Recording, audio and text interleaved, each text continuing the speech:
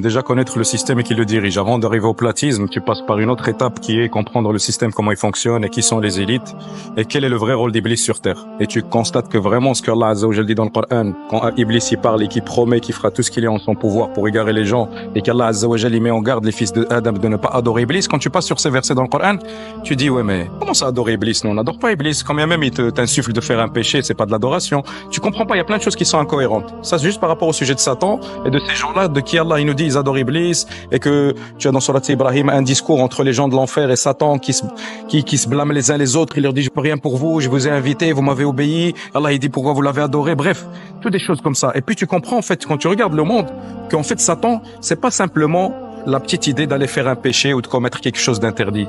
C'est beaucoup plus gros que ça, que c'est un système économique, politique, social qui contrôle plein d'aspects dans la vie et que la promesse qui s'est tenue devant Allah quand il a dit وَعِزَّتِكَ وَجَلَالِكَ لَأُغْوِيَنَّهُمْ أَجْمَعِينَ إِلَّا عِبَادَكَ مِنْهُمُ الْمُخْلَصِينَ, par ta majesté et ta grâce, je les égarerai tous, sauf tes serviteurs parmi eux les plus fidèles. Eh ben, à ce moment-là, tu te rends compte en fait qu'il y a des gens qui adorent physiquement Iblis, qui glorifient sa religion. Et quand tu creuses cette piste-là, tu te rends compte petit à petit d'une certaine manipulation, une certaine présence satanique visuel, parce que Iblis, il doit te montrer qu'il est là. L'empreinte d'Iblis, elle est là partout. Sauf que nous, quand on est mourayyabin, c'est-à-dire quand on est dans un monde de bisounours, dans lequel on a été élevé, parce qu'on grandit, nos parents nous mettent à l'école, et le système, il est fait par ces gens-là depuis les 100 dernières années ou les 80 dernières années. L'instruction scolaire, le divertissement, le monde de la musique, des médias, des films, les livres scolaires eux-mêmes, tout est régi par les mêmes personnes.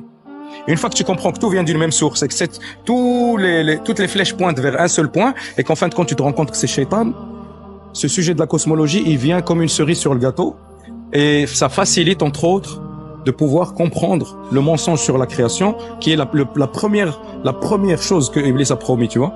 Je les égarerai, je leur ordonnerai, ils fendront les oreilles des bestiaux et je leur ordonnerai, ils altéreront la création d'Allah. Est-ce que Iblis il va altérer la forme de la terre ou du soleil? Non, il pourra pas. Mais il altère notre conception dans le monde dans lequel on vit. Pourquoi?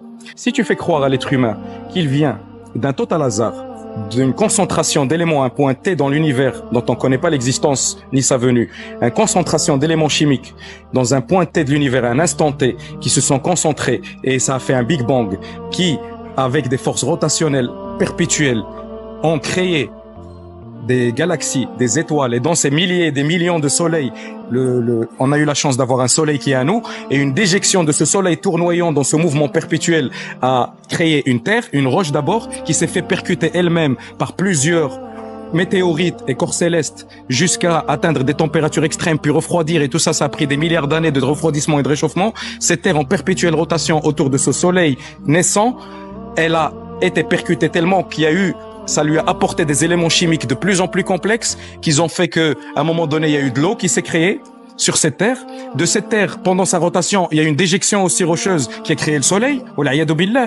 Vous voyez, la Terre, c'est une déjection du soleil et le soleil et la Lune, c'est une déjection de la Terre. Ça, c'est la pseudoscience.